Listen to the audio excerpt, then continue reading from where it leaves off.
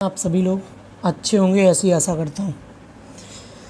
चलिए मित्र, जैसा कि आप सभी लोगों को पता है कि आज आपकी जो क्लास की टॉपिक है जिसमें आपकी क्या कराना है, जिसमें आपकी आज प्रैक्टिस करानी है। और इसमें आज की प्रैक्टिस क्लास का जो टॉपिक है उसमें क्रिया टॉपिक हम आपको पढ़ाने वाले हैं। ठीक है, तो इससे पहले जो भी हमारे साथ में नए लोग जुड़ रहे हैं वो चैनल को सब्सक्राइब कर लेंगे और ज़्यादा से ज़्यादा लोगों में इसे शेयर करने की कोशिश करेंगे। ठीक है मित्र, तो हम लोग ना समय को गंवाते हुए शुरुआत करते हैं। क्रिया किसे कहते हैं? तो याद रखो, किसी काम के करने या ना होने की जो क्रिया होती है उसे क्रिया कहा जाता है। मतलब काम का करना या ना होना क्रिया कहलाता है। क्रिया के दो भेद होते हैं, एक सकर्मक होता है, एक रचना के आधार पर होता है, एक व्युत्पत्ति के आधार पर होता है। रचना के आधार पर क्रिया के भेद दो होते हैं, एक सकर्मक और एक अकर्मक। सकर्मक के भी दो भेद होते हैं, एक होता है पूरक सकर्मक, एक होता है बिन पूरक सकर्मक। फिर पूरक सकर्मक के भी दो भेद होते हैं, एक कर्मक और द्विकर्मक। द्विकर्मक सकर्मक, एक कर्मक सकर्मक। जबकि व्युत्पत्ति के आधार पर क्रिया के भेद जो बताए थे वो हमने आपको 5 भेद बताए। एक मूल क्रिया बताइए, नाम धातु क्रिया बताइए, यौगिक क्रिया या संयुक्त क्रिया बताइए, पूर्वकालिक क्रिया बताइए, प्रेरणार्थक क्रिया बताइए। और ये इस तरीके से हमने आपको कुल 5 क्रियाएं बताई हैं। तो हम लोग सीधा चलते हैं प्रैक्टिस की ओर, और प्रैक्टिस आप लोग आंसर जल्दी जल्दी से बताते रहेंगे। हालांकि कल हमने क्लास छोटी की थी और जल्दबाजी की थी, आज क्लास आपकी विधिवत रूप से चलने वाली। पूरे समय 8 बजे से जैसे चलती है वैसे ही आपकी क्लास चलेगी। अब लिखा हुआ संज्ञा या सर्वनाम के साथ में क्रिया जुड़ने पर कौन सी क्रिया बनती है? आप सभी लोग जानते हैं, जब संज्ञा, सर्वनाम और विशेषण के साथ में क्रिया को जोड़ दिया जाता है तो वो क्रिया आपकी नाम धातु क्रिया बन जाती है। कौन सी क्रिया बन जाती है? नाम धातु। ठीक है, तो इसका आंसर क्या है? ए नंबर आपका सही है। आंसर देते चलिए भाई साहब, क्योंकि आज आपको आंसर देना महत्वपूर्ण है। चलिएगा भाई, देखिएगा आगे की। अब हम आपसे बात कर रहे हैं, जैसे कि क्वेश्चन नंबर है 2। क्वेश्चन नंबर 2 का आंसर क्या है? देखिएगा, मुख्य क्रिया के साथ में कौन सी क्रिया स्पष्ट और पूर्ण करती है? मतलब मुख्य क्रिया के साथ कौन सी क्रिया स्पष्ट और पूर्ण करती है? देखिए, इसके आंसर की बात करेंगे हम लोग तो याद रखिए, सीधा आपको पता है कि मुख्य क्रिया जो होती है इसमें देखिएगा, जैसे लिखा है राम खाना खाता है। क्या लिखा है? खाता है। तो इसमें है शब्द जो है वो आपका सहायक क्रिया है। वही आपसे कह रहा है कि मुख्य क्रिया के साथ में, जैसे खाना मुख्य क्रिया है, खाना को सहायक क्रिया के रूप में कौन जोड़ रहा? तो ये आपका मुख्य क्रिया के साथ में सहायक क्रिया जोड़ रहा है। इसका आंसर ए आपका सही हो जाएगा। तो समझ गए बात आप? तो ए नंबर इसका सहायक क्रिया आंसर सही है। चलिएगा आंसर देखेंगे। अगला क्वेश्चन नंबर है 2 नंबर। लिखा है क्वेश्चन नंबर 3 में क्या कह रहा है आपका? देखिएगा, क्वेश्चन नंबर 3 कह रहा है आपसे कि धातु के बाद लगाने से पूर्णकालिक क्रिया बनती है। मतलब धातु के बाद क्या लगाने से पूर्वकालिक क्रिया बन जाती है, ये आपसे क्वेश्चन पूछा गया था। तो याद रखिए, इसका आंसर जो है वो आपका कर शब्द है, क्योंकि धातु के बाद में क्या लगाते हैं हम? आपका कर शब्द लगा देते हैं, तभी आपका पूर्णकालिक क्रिया बन जाती है। जैसे हमने लिखा होता है कि राम खाना खाकर सो गया, तो जिसमें खाकर लिखा होता है वो आपकी पूर्ण हो जाती है। देखिए, जैसे लिखा है राम खाना खाकर सो गया, खाकर। तो याद रखिए, इसमें हमने आपका जो कर लगाया तो ये पूर्ण क्रिया बन गई, क्योंकि खाकर फिर सोया है, फिर सो गया। तो याद रखिए, बाद में सोया है लेकिन पहले उसने क्या किया है? खाना खा लिया है। तो वही आपसे कह रहा है कि कौन सा शब्द जोड़ दे जिससे पूर्णकालिक क्रिया बन जाती है। तो इसमें आपका बी नंबर सही है। ठीक है, क्वेश्चन नंबर 4 है, इसका आंसर बताइए आप लोग। जिस क्रिया का व्यापार तथा फल कर्ता तक ही सीमित रहे वह कहलाती है। चलिए भाई आंसर देना शुरू करिए। कुछ विद्यार्थियों को जो दिक्कतें हैं उसमें आपको किसी प्रकार की दिक्कत ना हो, इसलिए आपको बताया जा रहा कि आपका ये आंसर क्या सही होगा। हाँ भाई देखिएगा, जैसा कि याद हो आपको कि जिस क्रिया का व्यापार तथा फलकर्ता तक सीमित रहे वह क्या कहलाती है, तो याद रखिएगा इसे हम लोग अकर्मक क्रिया कहते हैं। ध्यान रखिएगा, क्योंकि जिस क्रिया का प्रभाव अगर कर्ता पर पड़ता है तो अकर्मक, लेकिन क्रिया का प्रभाव अगर कर्म पर पड़ता है तो सकर्मक। ये परिभाषाएं हमने आपको बताई थी, आपको याद होनी चाहिए। तो इसका आंसर ए नंबर सही है, अकर्मक। क्वेश्चन नंबर 4 पर चले, 5 नंबर पर चलेंगे। जिस वाक्य में क्रिया का फल कर्ता के अतिरिक्त अन्य किसी पर पड़ता है, सीधी सी बात भाई, तो इसका आंसर क्या हो जाएगा, सकर्मक सही है। कर्ता के अलावा और कहीं पड़ेगा तो सकर्मक होगा। आगे देखिए क्वेश्चन नंबर 6। क्वेश्चन नंबर 6 कहता है क्या और किसको दोनों का उत्तर किन क्रियाओं से प्राप्त होता है। देखिए मेरे मित्र, हमने आपको आज बताया था कि अगर वाक्य में क्या और किसको शब्द का यूज़ करेंगे और हमें उत्तर मिल जाता है तो उस वाक्य की क्रिया सकर्मक होती है, या अगर उत्तर नहीं मिलता है लेकिन मिलने की संभावना होती है तब भी आपका क्या होता है, तब भी हमारा इसमें सकर्मक क्रिया होती है। ठीक है, अगर आपकी उत्तर ना मिले और ना मिलने की संभावना हो तो अकर्मक क्रिया कहलाती है। तो इसका आंसर आपका क्या सही है, देखिएगा इसमें आपकी एक सहायक क्रिया ये भी नहीं है। देखिए इसका आंसर कैसे आप तोड़ेंगे, देखिए ना तो इसमें सकर्मक लिखा ना अकर्मक लिखा, तो इसमें संयुक्त क्रिया क्या सकर्मक अकर्मक का पार्ट होता है, ए नंबर नहीं। सहायक क्रिया भी आपको बताएगी, ये भी नहीं। द्विकर्मक क्रिया को छोड़ दें तो नाम धातु क्रिया भी ना तो ये है ना ये है ना ये, तो द्विकर्मक जो है वो सकर्मक का पार्ट होता है, क्योंकि सकर्मक में एक पूरक सकर्मक एक बिन पूरक, और पूरक सकर्मक में 2 पार्ट होते हैं, एक कर्मक द्विकर्मक। तो इसका आंसर सी नंबर सही बन जाएगा। ठीक है, आपको बहुत सावधानी से आंसर टिक करना है, क्योंकि आप इसका आंसर सही नहीं कर पाते अगर हम ना बताते। भाई समझ गए हैं आप पे लोग। हाँ चलिएगा आंसर बताना शुरू करिएगा। आगे क्वेश्चन नंबर 7 आपके साथ में। चलिए क्वेश्चन नंबर है, किसी अन्य शब्द का या अन्य शब्द पर निर्भर नहीं रहने वाली धातु को क्या कहते हैं। किसी अन्य शब्द पर निर्भर नहीं है तो उस धातु को क्या कहते हैं, तो याद रखो उसे हम मूल क्रिया के नाम से जानते हैं, उसे ए नंबर आंसर कहते हैं। आगे देखिएगा जिसमें लिखा है 8 नंबर क्वेश्चन, कहते हैं किस वाक्य में क्रिया सामान्यतः भूतकाल में होती है। भूतकाल में है, सामान्य क्रिया बताना आपको, सामान्य क्रिया सामान्यतः भूतकाल में। तो याद रखिए उसने पुस्तक पढ़ी, बिल्कुल पढ़ी। सामान्य भूत की बात बता रहा आपसे। देखिए भूतकाल के आपको 6 भेद बताए जाते हैं। ये पहले नंबर पे जो लिखा हुआ है ये आपका सामान्य भूतकाल में ही है। ये आसन्न भूतकाल है जिसमें है शब्द जुड़ा, ये पूर्ण भूतकाल है जिसमें आपका थी जुड़ गया और जिसमें पड़ी होगी, ये आपका संभाव्य भूतकाल बन जाता है, या संदिग्ध भूतकाल बन जाता है, या पड़ी होगी है ना, तो ये आपका संदिग्ध भूतकाल है। तो ए नंबर इसका आंसर सही है। ठीक है, क्वेश्चन नंबर 9 में देखिएगा लिखा है किस वाक्य में क्रिया वर्तमान काल में। तो याद रखिए किस वाक्य में क्रिया वर्तमान काल में है, तो याद रखिएगा उसने फल खा लिए थे, ये तो भूतकाल है। मैं पत्र पढ़ रहा हूँ, ठीक है, एक तो ये लग रहा है।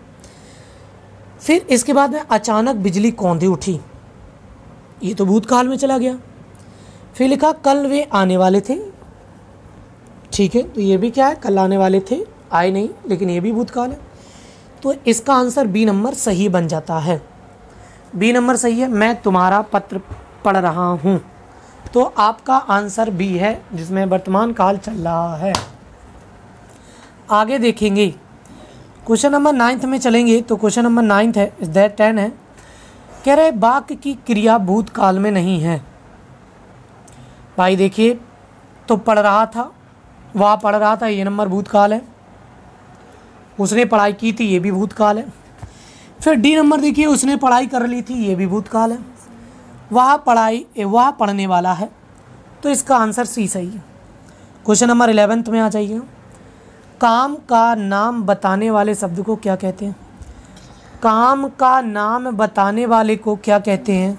तो आप जानते हैं, क्रिया को कहा जाता है। हमने बताया था, कार्य करने या ना करने को क्रिया के नाम से जाना जाता है। तो इसका आंसर सी नंबर सही है। क्वेश्चन नंबर 12 है, आपके सामने लिखा हुआ है, कर या करके प्रत्यय का प्रयोग होता है। किस में होता है? अकर्मक क्रिया में, प्रेरणार्थक क्रिया में, संयुक्त क्रिया में, या पूर्वकालिक क्रिया में। ऐसा आंसर आ चुका था, और इसका आंसर क्या था? तो याद रखिएगा, इसका आंसर डी नंबर सही है, जिसमें पूर्वकालिक क्रिया। हमने बताया था कि राम खाना खाकर सो गया, तो पहले उसने खाना खाया फिर सोया। तो जिसमें कर शब्द जुड़ा होता है वो पूर्वकालिक क्रिया होती है, जैसा आप सभी लोगों ने आज पढ़ा था। आगे देखिए, क्वेश्चन नंबर है 13, जिसमें लिखा हुआ है, इनमें से तात्कालिक वर्तमान का उदाहरण कौन सा है? तो याद रखो, तात्कालिक वर्तमान, एक सामान्य वर्तमान होता है, एक तात्कालिक वर्तमान होता है। तो याद रखिएगा, जाता वह जाता है, ये सामान्य वर्तमान काल है। वह जा चुका है, ये भूतकाल में चला गया मित्र। वह जा रहा है, तो ये तात्कालिक वर्तमान है। वह जाता होगा, ये संदिग्ध वर्तमान है। आगे देखिए, क्वेश्चन नंबर 14 में लिखा है कि सब ग्रामवासी खजाना लूटने को दौड़ पड़े। इस वाक्य में कौन सी क्रिया है? कह रहे संयुक्त क्रिया, यौगिक क्रिया, सहायक क्रिया, नाम धातु क्रिया। कह रहे हैं दौड़ पड़े। आंसर बताइएगा, क्या संयुक्त क्रिया है? आप यहाँ से देखेंगे लास्ट में, खजाना लूटने को दौड़ पड़े। ठीक है, तो यहाँ से आपको आंसर देखना है। अब आंसर बताना शुरू करिएगा।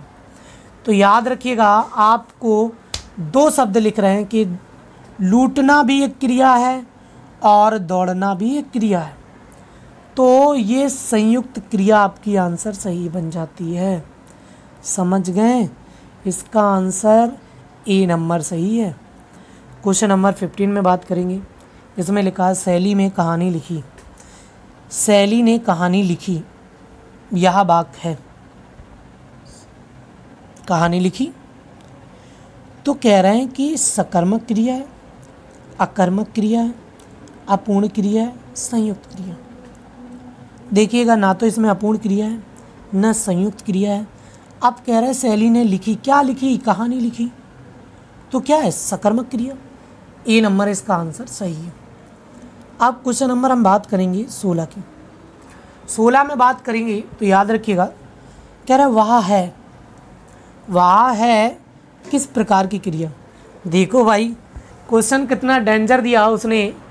इसका आंसर बताइए, हम आपका वेट कर रहे हैं आंसर का।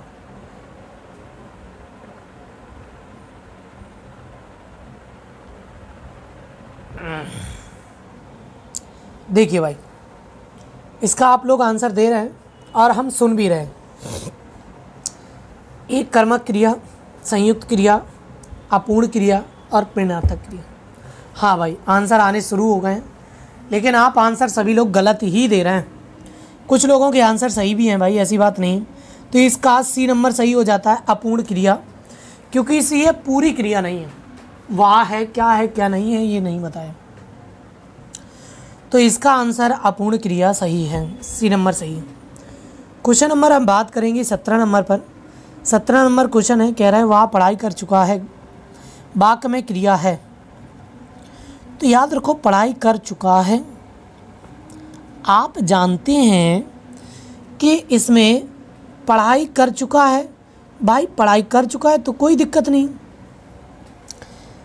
तो इसमें याद रखो पढ़ाई कर चुका है तो इसमें भी आपकी संयुक्त क्रिया बन जाती है। ठीक है, हाँ भाई, नाम धातु क्रिया तो है नहीं, यौगिक क्रिया या संयुक्त क्रिया इसी को जानते हैं। ठीक है, तो इसका आंसर क्या है? D number. क्वेश्चन लिखा हुआ है वह गिर पड़ा, या वाक्य है गिर पड़ा संयुक्त क्रिया, प्रेरणार्थक क्रिया, द्विकर्मक क्रिया, सजाती क्रिया। सीधा सीधा दिख रहा है कि गिर पड़ा संयुक्त क्रिया है, ना तो प्रेरणार्थक है, ना दो कर्म दिए, ना सजाती है। ऐसे कुछ ऑप्शन आपको अटपटे बना देता है। कहता है लता सोती है, क्या उदाहरण है? सकर्मक क्रिया, अकर्मक क्रिया, द्विकर्मक क्रिया, अपूर्ण क्रिया। ठीक है, तो इसका आंसर क्या होगा? तो याद रखिए इसका आंसर जो बन रहा है वो आपका लिखा है सकर्मक क्रिया। देखिए लता सोती है, क्या सोती है नहीं पता ना, किसको सोती है ये भी पता नहीं। तो याद रखिएगा सोना क्रिया स्वाभाविक है और स्वाभाविक क्रियाएं सभी की सभी अकर्मक क्रियाएं होती हैं। चलें आगे, क्वेश्चन नंबर आपका 20। क्वेश्चन नंबर 20 में कह रहा है मोहिनी ने निबंध लिखा, यह वाक्य है अकर्मक सकर्मक संयुक्त या प्रेरणार्थक। भाई क्या लिखा? निबंध लिखा। सीधा सीधा पता चल रहा है इसमें सकर्मक क्रिया है। ठीक है, क्या लिखा? निबंध लिखा, तो इसका आंसर भी सही है, सकर्मक क्रिया। क्वेश्चन का आंसर देते रहिए, हम आपके आंसर देख रहे हैं। जिसने पढ़े हैं वही आंसर सही दे रहा है लगभग में, जिसने नहीं पढ़ा है वो आंसर गलत दे रहा है। भाई रिवीजन करिए, आप लोगों के भी आंसर सही हों। कह रहे हैं पानी पीता है किस प्रकार की क्रिया है? पानी पीता है किस प्रकार की क्रिया है? तो याद रखिएगा पानी पीता है तो याद रखिएगा कोई बात नहीं, पानी पीता है तो पीता है, पानी पिया जाता है।